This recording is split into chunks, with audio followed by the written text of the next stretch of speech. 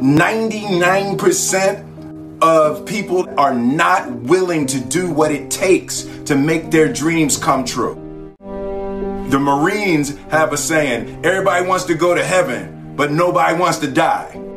The center of bringing any dream into fruition is self-discipline. You know, something as simple as food and eating. It's not about your body as much as it is about your mind. It's getting command of your mind to be able to choose actions that are in your own best interest. Every day we are choosing shit that's not in our own best interest. So if the world is attacking you and the world wants to fight you and the world's trying to hold you down, so you're gonna kick yourself in the balls? So you're gonna stop yourself from getting what you dream. And I think the word discipline has kind of gotten a bad name. We think about it in terms of punishment. I'm not talking about discipline in that way. I'm talking about discipline in the sense that you forego immediate pleasure for the exchange of long-term self-respect. I believe that self-discipline is the definition of self-love. That when you say that you love yourself, that means that you have behavior towards yourself that is loving. Self-discipline is the center of all material success. You cannot win the war against the world if you can't win the war against your own mind. Self-love is when you say to yourself, oh, man, look, I know you and that girl got a real connection.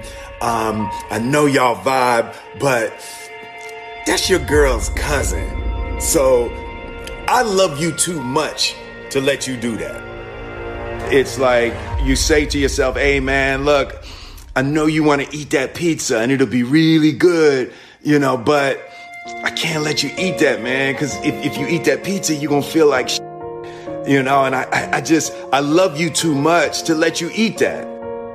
Self-love is, hey, look, I know you got a test on Monday, you know, and I know you really want to go out with your friends. It's Saturday night, you want to go out, but if you fail that test, you're not going to feel good about yourself.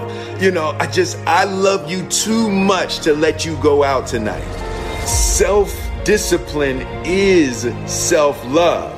If you want to be happy, you have to love yourself, which means you have to discipline your behavior. The road to sustained happiness is through disciplining your behavior. We tend to base our self-esteem on what other people think.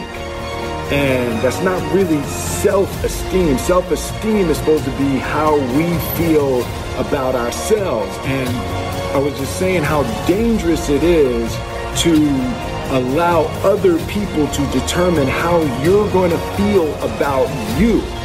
And it's kind of like looking into a broken mirror. You're going to look in a broken mirror and then change your face to try to look good in this defiled, busted, broken mirror. And it just, other people's opinions is a really way to determine how we feel about ourselves. It don't matter whose fault it is that something is broken if it's your responsibility to fix it. For example, it's not somebody's fault if their father was an abusive alcoholic, but it's for damn sure their responsibility to figure out how they're going to deal with those traumas and try to make a life out of it. It's not your fault if your partner cheated and ruined your marriage, but it is for damn sure your responsibility to figure out how to take that pain and how to overcome that and build a happy life for yourself. Fault and responsibility do not go together. It sucks, but they don't. When something is somebody's fault, we want them to suffer. We want them punished. We want them to pay. And we want it to be their responsibility to fix it, but that's not how it works, especially when it's your heart. Your heart Your life, your happiness is your responsibility and your responsibility alone. As long as we're pointing the finger and stuck in whose fault something is, we're jammed and trapped into victim mode. When you're in victim mode, you are stuck in suffering. The road to power is in taking responsibility. Your heart, your life, your happiness is your responsibility and your responsibility alone.